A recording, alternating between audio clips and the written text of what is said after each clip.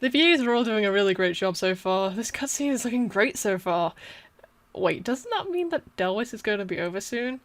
Oh, sorry, I didn't see you there. My name is Jaydreamer, and welcome back to Pokemon Edelweiss, the series where I talk about my Pokemon fan region based upon the country of Portugal. For the past few months, I've talked about the environments, locations, and the old and new Pokemon that exist within the region.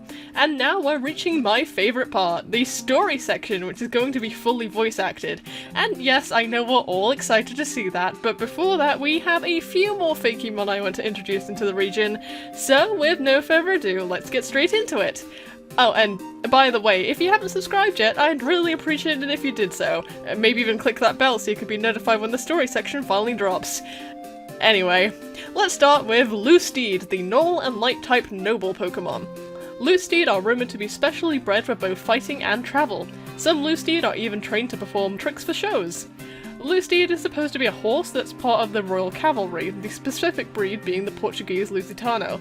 In the context of the Edelweiss region, this horse is used by the knights who defend the royalty here, the Paragon Knights as they call themselves. Lusteed's name comes from Lus, meaning light, and steed. Next is a counterpart to Lusteed, being Baranda, the normal and fighting type worker Pokemon. It is used primarily as a pack mule, carting tools and supplies up mountains. Those who show it unbridled love will receive the same in return. So, since Lusteed is a Portuguese horse, Baranda is a Portuguese donkey, specifically the Miranda donkey. And that's why its name comes from burro, meaning donkey, and Miranda. Now, these two have an interesting mechanic that involves each other very closely, as if you put a Lusteed and a Baranda of opposite genders into the daycare, the egg produced will hatch into something completely new, the Adapt Pokemon Contreed, a light and fighting type. Bred to be the perfect mix of physically and defensively strong, it protects other members of the team with its strong hooves and thick hide. The way Contreed is obtained is a direct reference to its IRL inspiration, since it's a mule, an animal that's only created by breeding a horse and a donkey together. It also takes the primary types of its parents and combines it into a deadly combination. Contreed's name comes from contract and steed. Moving on from those three, let's introduce our final batch of regional variants, starting off with Edelweiss and Swablu, now an electric and flying type. It migrates into the region via the clouds, floating down from the sky during thunderstorms. It loves riding wind currents. This variant is simply based off thunderstorms, which I realize is a very common regional variant, but come on Game Freak, everybody wants Thunderbird, Swablu, and Altaria. Speaking of Altaria, it still retains the flying type upon evolution. It circles around thunderstorms, hoping to be swirled along with it, which it uses to re-energize itself and its attacks. It protects Swablu within its thick fur. And it also gets a new signature move, Storm Cloud, a special electric-type move. A charged-up Thunder Cloud is thrown at the opponent, lowering their evasion, and the power of this move is increased during rain. Now for a more original variant, Edelweiss and Heracross, which drops the fighting type for the ground type. It rolls at mud balls as part of its attacks, firing them off by pushing them hard with its mandible. These attacks hit with the power of a bowling ball rolling at high speed.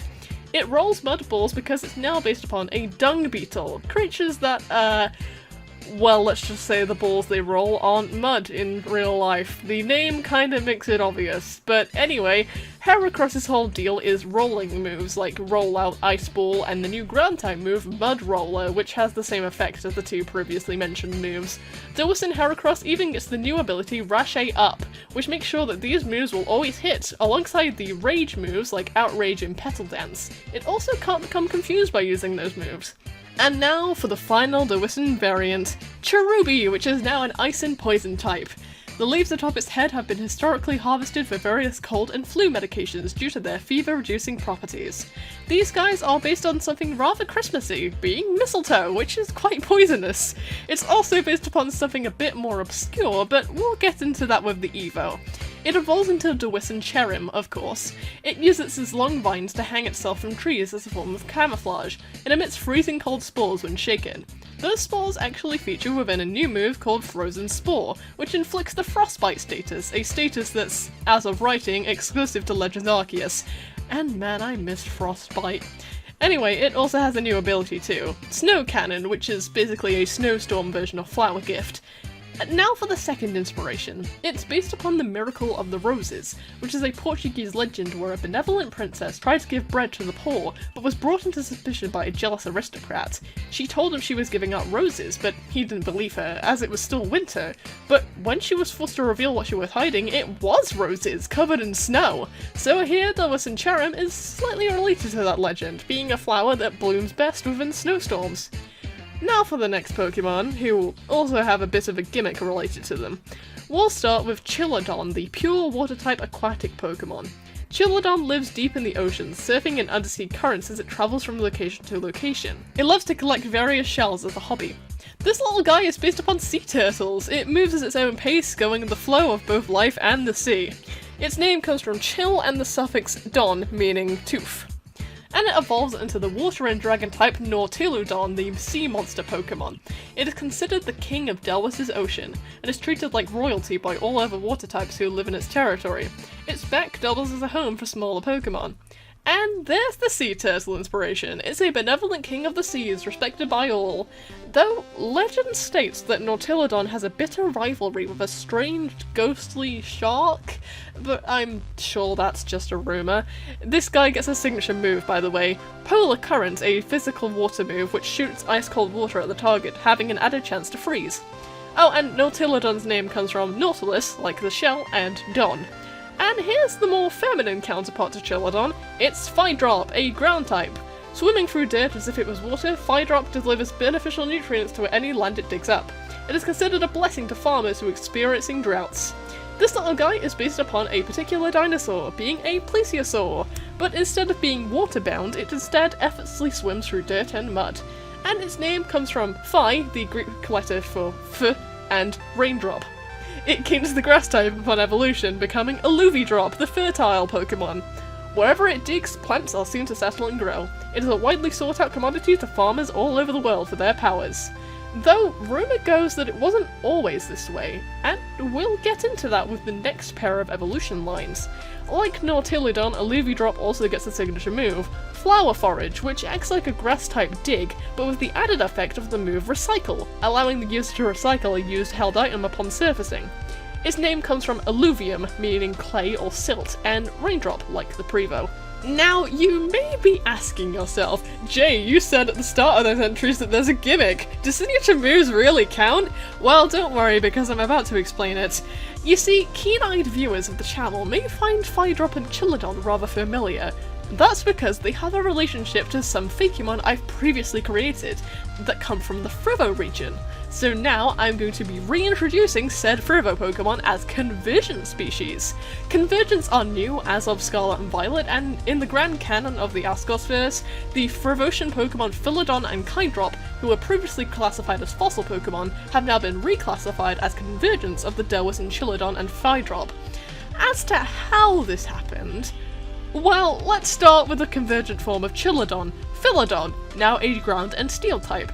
They were bred to help till crop fields, but rumours state that they have a secret aggressive side. Fossilized remains of them have been found in another region.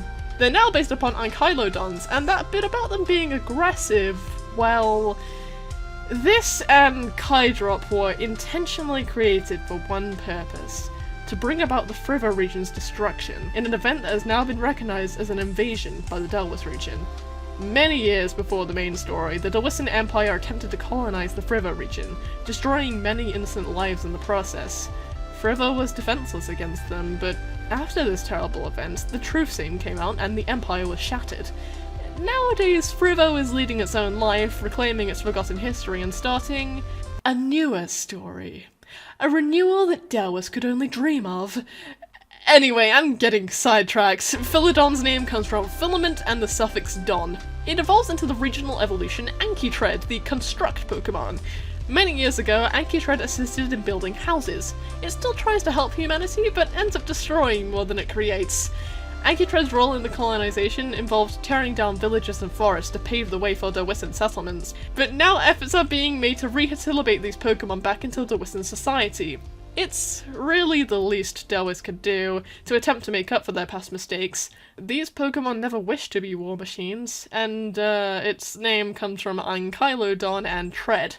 Similarly, we have Phaedrops Convergent being Kydrop, now a water and flying type. It loves to glide across the surface of the ocean, playing in the waves with others of its kind. Fossilized remains of them have been found in another region. It's based upon a plesiosaur, like Phaedrop, but now it's also based upon warships and paper fans. Stories say that during the colonization, a rebel group was formed by a defector of the Dawson Empire, and 2 Pokemon stood by her side, one being a shiny Kydrop and the other being a certain mythical Pokemon. But she's not really related to the grander scheme of things here. Kydrop's name comes from Kai, the Japanese for ocean or shell, and Raindrop, which now makes more sense with the water typing. Because remember, even though these Thrivo Pokemon were created first in real life, the Edelweiss Pokemon were the originals. Speaking of breeding, Phaedrop and Chiladon were bred with each other, which caused their convergence to have the opposite types of their direct ancestors. The Kydrop evolved into Plyglide, the sailor Pokemon. Many years ago, people used to use Plyglide instead of regular boats. They're able to haul over quadruple their own body weight, which is true, and Plyglide still gets a bit of usage in the modern day. To continue that tale about that shiny Kydrop though, the champion of the Thrivo region has gone on record stating that his shiny Plyglide was revived from the fossil of the Kydrop that assisted that old Dawson rebel, and apparently its name is Aluna. Also, I suppose that guy isn't actually the champion anymore, he got dethroned pretty recently. I'm sure you'll eventually meet the current Thrivotion champion. Moving on from that blast from the past, we have more Edelweiss natives, like Stiphog, the steel and poison sharp Pokemon. The many quills on its back are made of an unstable crystalline substance. Once the quills are fired, they explode upon impact. The reason why this porcupine is part poison is for 2 reasons. It's actually a misconception that the porcupine quills are poisonous, but this pine is. Mostly because of the second reason. It's based upon stibnite, a certain mineral which is spiky in appearance and is made from the poisonous metal antimony. And when antimony trichloride reacts with hydrochloric acid, any sudden movement to the new metal causes it to explode. Sorry for the sudden chemistry lesson. Stiphog's name comes from stibnite and hedgehog, even though it's a porcupine. It evolves into Viraspine, the unstable Pokemon. Its poison-ridden quills can cause sickness within humans that get hit by them. It can explode at will, so it's considered a danger if encountered in the wild. These guys do learn moves like Self-Destruct and Explosion, alongside a few fire and rock type moves to represent the sparks the explosion creates and the mineral that it's based on. Its name comes from virulent, referring to an extremely severe poison or disease, and spine. Next is another cave-dwelling Pokemon, Quacuti, the rock-type grub Pokemon. It lives within caves camouflaging amongst large geodes. It eats rocks in order to consume important minerals. This, like Opistone, only looks like a bug, but it doesn't get the added effect of having elytra. It's based upon grubs, but also the mineral quartz, specifically orange citrine and amethyst. Funnily enough, citrine is actually rarer than amethyst, so the shiny isn't exactly accurate. Anyway, its name comes from quartz and cutie, because I mean, oh, look at this adorable little face. Oh, come here. It evolves into Cucrissa, the hoarder Pokemon. It has a vicious rivalry with Opistone, hoarding minerals and gemstones away from humans and Pokemon alike. It is very greedy and hates sharing. This guy is a middle stage Pokemon. It's a Chrysalis, get it? Because its name comes from cute crystal and chrysalis. Yeah, I don't have much to say about this one. It evolves into Paraphil, the jewel Pokemon, now a rock and flying type. The patterns and markings on its beautiful body have inspired many types of jewelry and fashion. It sleeps upside down on cave ceilings. That's because Paraphil is now based upon filigree jewelry, a type of intricate metalwork popular in Portugal. A lot of these designs include butterflies, hence why the wings of Paraphil resemble the type of jewelry it's based on. Its name comes from paragon and filigree. Next up, the final Pokemon that's been designed by someone that's not me, because this is another Scarlet Spectre design, being Bazzoslash, the Ice and Dragon Snake Pokemon. If a strong wind blows, this Pokemon gains the ability of flight, swooping down to the sky to travel long distances. This guy is a worm, sure, but it's also a basilisk with ice powers, and that ability of flight is shown through the ability Wind Rider. It's also a reference to a certain thing that my clone did a song cover about on the 11th day of Christmas, and no idea what that song might be. Anyway, Bazzoslash's name comes from Basilisk, Basalt, and Slash. It evolves into Chilisk, the Ice Serpent Pokemon. It burrows through snow and ice to create winding and labyrinth-like hideaways. It fires sharp icicles from its icy maw. To evolve, it needs to level up knowing the move Icicle Spear, but it also learns Ice Shard and Stone Edge, which it also shoots out of its mouth. Again, totally not a reference to the somewhat obscure DS game Drawn to Life. Its name comes from Chill and Basilisk, and thank you again to Scarlet for helping with the design here. If you want to check out the rest of his art, the link is in the description as always. Now we can move on to the last few Pokemon of the Dex, starting off with the pseudo-legendaries of the region. There's two lines here, and we'll start with Hapstar, a rock and psychic type. Its body is said to be comprised of the fragments of dying stars. It can survive extreme temperatures due to its durable skin. It's based upon a baby rhino, but also upon comets and supernova. It'll be a stellar addition to your team. Its name comes from haphazard, since it's a rather clumsy Pokemon, and star. It evolves into Coscrash, the Star Rhino Pokemon. Born from the remains of a dying star, Coscrash channels otherworldly energy in order to deliver powerful strikes. It's now bigger, stronger, and better. The comet tail is burning brighter and brighter, and it's even gained some natural armor composed of space rocks. Its name comes from Cosmos and Crash. Cosmo. That reminds me of an old friend. Coscrash finally evolves into Rhinova, the Supernova Pokemon. It uses otherworldly energy to deliver powerful blows that can stun any enemy. The stardust that surrounds it is said to date back to the creation of the universe. It blasts off at the speed of light, surrender now or prepare to fight! This hard hitter of a Pokemon is a mixed attacker, using both physical and special moves. Speaking of the creation of the universe, I'd like to think that Arceus's egg cracking is what caused the Big Bang, and then in the ensuing primordial chaos, the Pokemon of myth, the Lick Guardians, and Mew were created. Alongside another Pokemon. But I don't think we should talk about that Pokemon quite yet. Rhinova's name comes from Rhino and Supernova. And for the other original variant, we have Caracorn, a pure steel type, and the rotation Pokemon. It is said to gallop around in circles as part of a ritual of its own kind. One who is said to spin around in circles 100 times without becoming dizzy is considered mature. Rhinova is more masculine, so this Pokemon is more feminine, being based upon a merry-go-round horse. It's an old relic of the past, but is favoured amongst older folks. It has the ability Carousel, which is a fairy-type version of Surge Surfer, doubling the Pokemon's speed stat on misty terrain. Its name comes from Carousel and Unicorn. It evolves into Rotorosy, the rotation Pokemon. In the olden days, Rotorosy were used as part of travelling fairgrounds as rides for children, due to their horse-like appearance. Many people are nostalgic over the memories formed by it. Its name comes from rotation and Ringarosies. That nostalgia is what will truly fuel its evolution and the growth of its wings, as it gains the fairy typing and evolves into Pegamerry, the amusement Pokemon.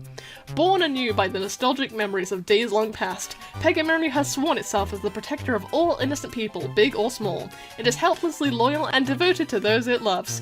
It dons golden ribbons, a symbol of it being a prized possession and friend. Its name comes from Pegasus and Merry-Go-Round. And now, for the final members of the Edelweiss Pokédex. At least for the time being, it's time to introduce the legendary and mythical Pokemon of the region, so let's start with a beast that is feared among many. Valakwish, the Sealed Pokemon, an Enigma and Dragon type. Many years ago, this Pokemon destroyed the Edelweiss region and was locked away with a magic spell. Legend states that 5 heroes rose, sealing it deep beneath the region with a set of old medallions. Now it rests, waiting for the day where it can bring the destruction once again. It's very much an amalgamate, but it's also based upon the Portuguese myth of the Coco, a type of boogeyman that takes many forms and is used to scare kids into obeying their parents. But here, Valakwish is very much real, for better or worse. Its name comes from Valiant and Vanquish. It has the signature ability Night Terror, which boosts its most proficient stat every time it knocks out a target. And here's the mythicals. Pokemon that help defeat Valakwish, in fact. We'll start with the mythical Celesfowl, the Fire and Light Traveler Pokemon. It is said to be a disciple of a certain legendary Pokemon, blessed with the power of immortality. It wanders the Edelweiss region searching for a protege. It's both based upon a phoenix and a specific rooster that's important to Portugal, the Rooster of Barcelos. I actually explained this in a previous episode, but for a short summary, the Rooster of Barcelos was birthed after an innocent man was nearly killed for a crime he didn't commit, and a similar legend exists within the Edelweiss region, as Celesfowl was a divine intervention from Imparmony, a legendary Pokemon from the Ascos region. The man Celesfowl travelled with is no longer with us, and ever since then Celesfowl has become a rare sighting. though people say Celesfell will come back once the region is in danger again. Its name comes from Celestial and Foul. Celesfell's ability is Last Breath. If this Pokemon's HP goes below 1/4, it will heal back to full health, but this only happens once per battle, so use it wisely. It also has the move Roll Call, a light-type version of Last Respects. And for the final Pokemon of today, Zanmora, the Ice and Ghost Sullen Pokemon. A strange power cursed this Pokemon many years ago to live in a perpetual state of grief.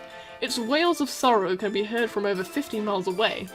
This mythical is based upon an enchanted Mora, a woman that's been put under a spell, gifting treasure to whoever can break her free from her curse.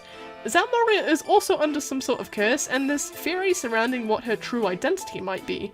All that's known is that Zanmora is a rather recent mythical, the first sighting of her being around the same time that Celesfell disappeared. Zanmora has a signature ability, being Sorrowful. At the end of every turn, this Pokemon will cry, lowering the evasion of all Pokemon on the field. It also had the signature move Siren Scream, which is a ghost-type version of Hyper Beam. Zanmora's name comes from Xanth, meaning yellow, and Mora. And that's it! That's all the Pokemon of the Edelweiss region.